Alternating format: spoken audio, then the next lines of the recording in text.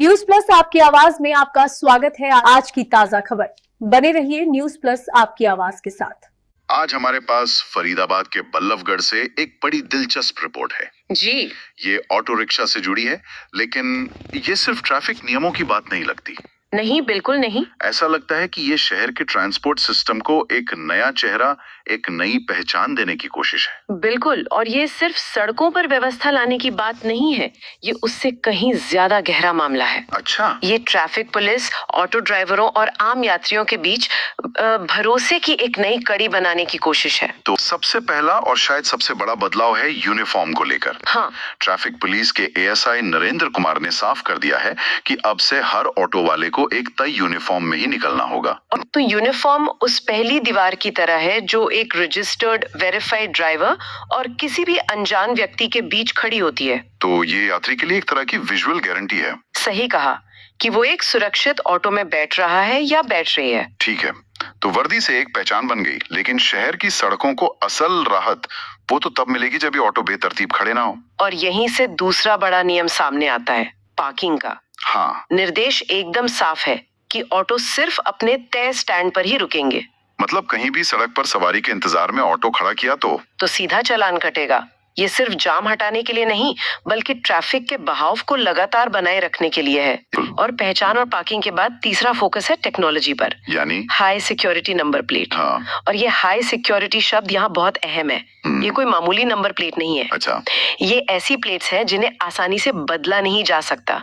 इन पर एक लेजर से बना हुआ कोड होता है जो सीधे गाड़ी के इंजन और चैसिस नंबर से जुड़ा होता है। तो इसका सीधा मतलब है कि क्राइम में इस्तेमाल होने वाले वाहनों की ट्रैकिंग आसान हो जाती है। बहुत आसान हो जाती है। अच्छा, सोर्स में एक जिक्र अफरन बाला का भी है। वो उनके आदेश पर ही समय समय पर ऐसे विशेष अभियान चलाए जाते हैं ताकि ये सुनिश्चित हो कि नियमों का पालन हो रहा है।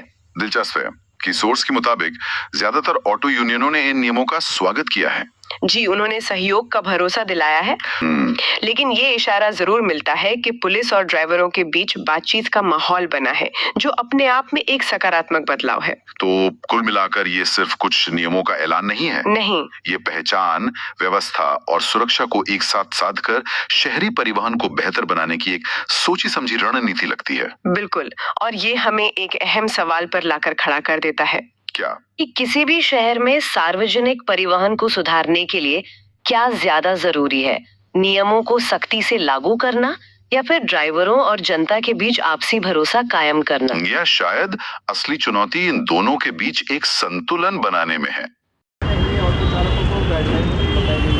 ऑटो चालकों को ये बताएं हैं कि अपनी प्रॉपर यूनिफॉर्म पहन के चलें, हाई सिक्योरिटी प्लेट लगाकर चलें ऑटो में, और निर्धारित स्टैंड पर अपने ऑटो खड़े करें और वहीं से अपनी सवारी लें, नहीं तो इनके चालान काट दिए जाएंगे। इनको ये गाइडलाइंस दी।